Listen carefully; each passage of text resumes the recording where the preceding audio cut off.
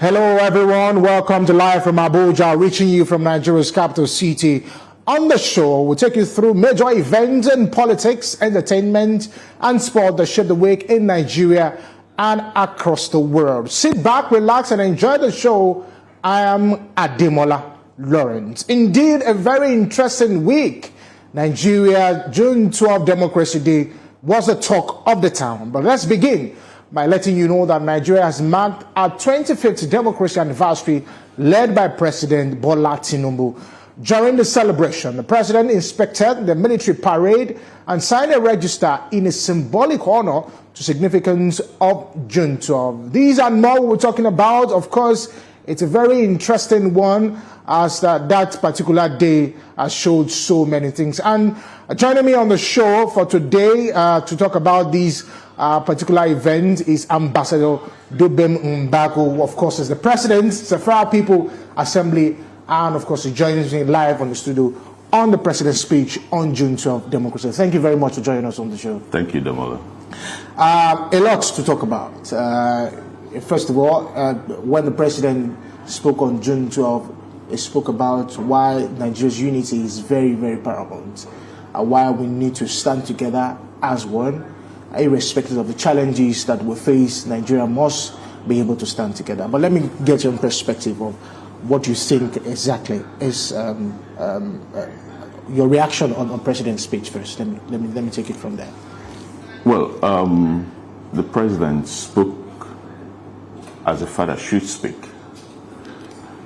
I must give it to him.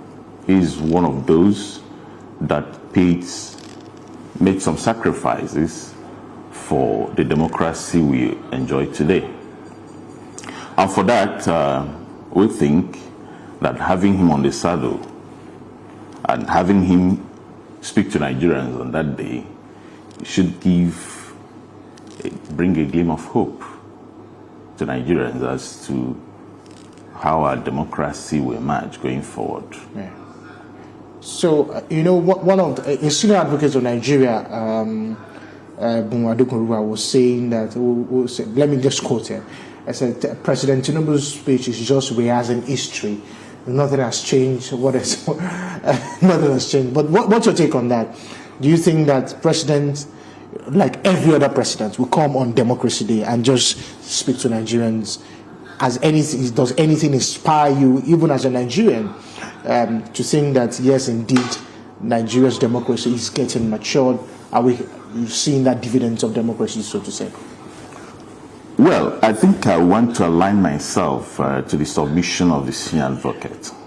Reason being that this is 25 years into our democracy, the democratic experiment. Yeah.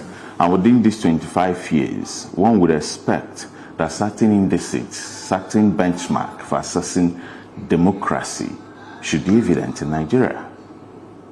The only thing one could possibly say is constant now is the fact that we can transit from one democratic government to the other. There are myriads of problems that should not be here, knowing where we're coming from. So to that extent, I would align myself to the submission of the senior advocate. So the presidential candidate of the People's Democratic Party, Atiku Abubakar, also is blaming the APC-led administration for Nigeria's poverty, insecurity, knowing fully well, let's put it, because we need to really put it into context. He was vice president 1999 to 2007. So correct. Nigeria's poverty didn't just start before this administration. His party ruled from 1999 to 2015. Nigeria was also wallowing in poverty. So do you think that this administration was solely responsible? Does it really reflect the true things of how Nigerians are just putting the blame on the APC-led administration? Well, it would be unfair for me to sit here and begin to, blame the presidency of President Tinubu or his administration for the situation we have now. It didn't start with him. It didn't start with this government. From 1999 till date, there has been problem.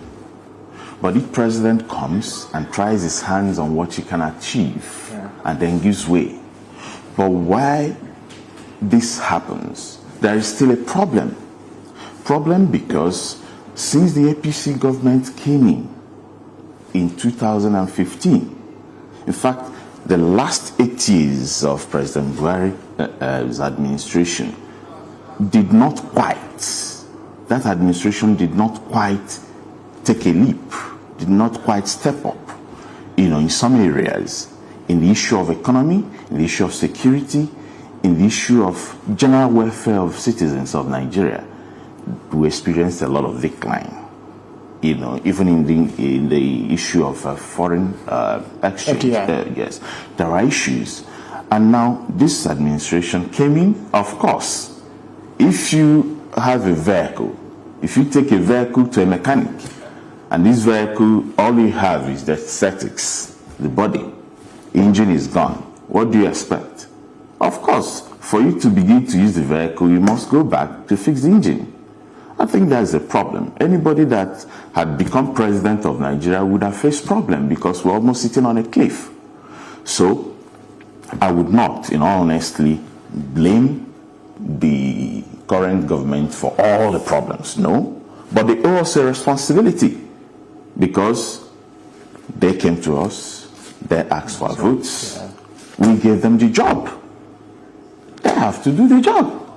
So we are not here to blame the previous administrations. There is a government in place today in Nigeria, and it is the primary responsibility of that government to show us the way. So the buck stops on the desk of the president, and he has said to us, look, I know there is a problem, I will take care of the problem, I have the capacity to deal with this problem. I have no doubt in my mind that coming from a democratic background, we need to give him the time. Nigerians don't have the time to showcase what he has. Well, Nigerians don't have the time because there's a lot going on there. The price of food is on an astronomical increase. Cost of transportation, inflation. There are myriads of problems. Somebody has to sit up and fix these problems. And we are looking at the president of Nigeria to do the next. But looking at how things are, do you think that, they came on the mantra that, change, things will change, and remember the next level. But looking at how things are, do you think that one can come in just 1 year and fix all this marriage of problems? I have more of the school of thought that 1 year is not enough. 1 year is not enough to assess the presidency of 4 years. Because when one comes into power, he must first sit back to assess the situation before taking some steps. It's like building a house. If you inherit a house that needs rehabilitation, you must sit back, calculate the cost, sit down, get the quantity survey, do a lot of study, structural designs, electrical designs, and all that before you begin. Yes. So I do not think that 1 year is enough. However, 1 year is enough for us to begin to see the right indicators. Are you saying that? Yes. Do you think? No, oh, sorry. 1 year is enough for us to see the indicators, to see the policy directions of government, to see where we're likely going to be in the next 1, 2, 3 years. You as a Nigerian, are you saying that? To some extent, no. But the government is saying that we're putting the right indicators in place. Well, that is the government speaking. But I'm a Nigerian. And if you want to understand the situation, the realities on ground, one needs to go into the streets and ask questions. Okay, so you know why I'm asking this question. If you say you're not seeing the right indicators should be visible. Is it in your words, should it be visible? While you are giving an illustration, you said if you want to build a house, it takes a lot of process, and those processes are, let's put it in a proper context, are indicators. Are those processes need to be seen or they need to be felt? Well, some needs to be seen, while some will be felt. For instance, if you want to deal with economic policies, you don't see these things, you feel them. But when it comes to infrastructure, these are things you see. When you talk about policies that should impact on education, on the life of children, the environment and all that, these are things you feel. You don't just come, and you don't give us water to drink, you don't give us good roads to drive on, and you say, oh, sorry, wait. Nigerians don't have that time to wait. But I'm very sure you drive from a good road down to this place. Well, to assess this, well, like I said, some are right, but most are not right yet. Okay. All right. So, the Catholic Bishop of Sokoto Diocese, Matikuka, says, unlike Europe, where principles of democracy were founded on the thinking of several philosophers, Nigeria's democracy was not founded on the country's historical, cultural, or experiences. Do you share this thought too? That we really don't have that historical fact of how our values and how we should see democracy compared to what we have in Europe and we have in America. I agree with Reverend Kuka. I agree to a very large extent, because this is a democracy that came from a military background. At the inception of our democratic experiment in 1999, who was our president? A former military head of state. Before it moved to two other presidents, President Yaradua and President Jonathan, civilians. Yeah. Now you moved again to a former President Buhari, who is a retired military general. Okay, so. But we had like two civilians in the middle. We have President Yaradua, we have President Goodluck Jonathan. Things could have changed at the same time. No, it does not take that little time to create a democratic institution around. Because looking at these institutions, what are we even talking about when we talk about democratic institutions? We need to get the indices of democracy right. First, the issues of rule of law, the issues around free speech, free press, the issues of, quality services, human capital development, welfare of citizens. How well have Nigeria coped?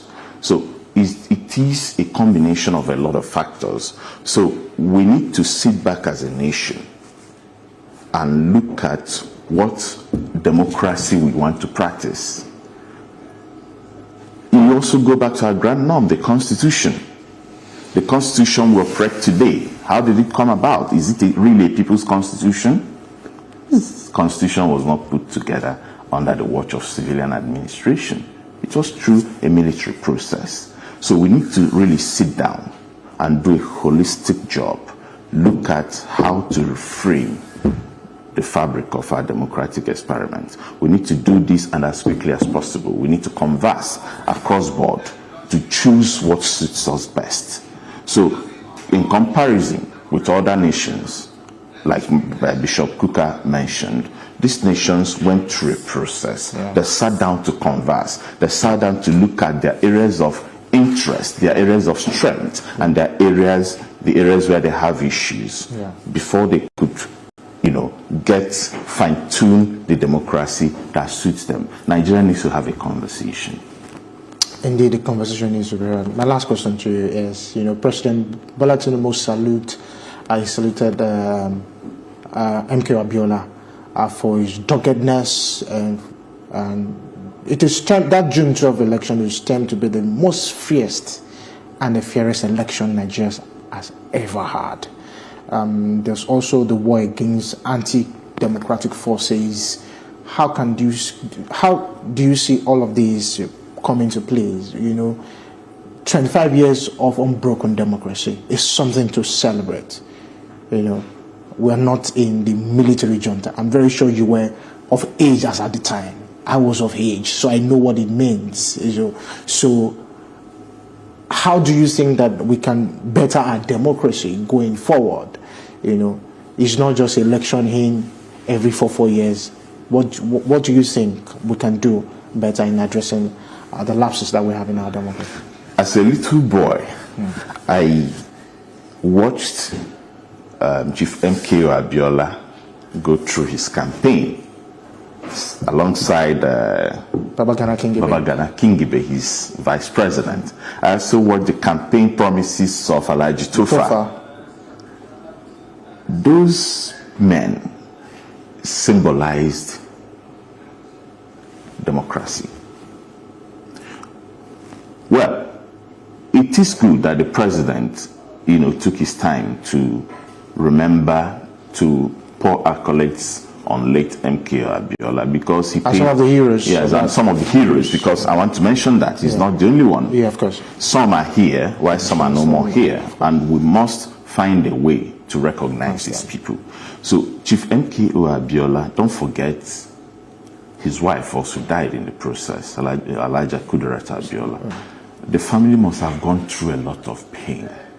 They paid the ultimate sacrifice to bait democracy. Yeah. So also the late Alhaji Sheikh Musa Yar'Adua and so many other people. Beko Ransom Kuti, there's so many. Yeah. Okay, Abraham Desire, all of them. Yeah. So, and don't forget people like Femi Falana and all that, the Ajay Rose, all of them are still there, and they are in the trenches, still fighting, still trying to make our democracy work. So these people made effort to build this democracy. So it's not bad for the president to commend their effort. But again, if we are talking about June 12th, we must also extend our appreciations to Mr. Humphrey Musu, who superintended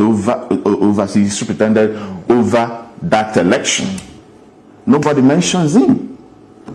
So people should also, government should also recognize the effort of that statesman. I think I agree with you. Yeah. Thank you very much, Ambassador Dubem, for this interesting conversation. It's a conversation that needs to continue. Thank you very much for coming to the show. Thank you. All right, we'll go on this particular report and to talk about the June 12th. When we come back, we'll still have more for you on Live from Abuja. Don't go anywhere, we'll be right back.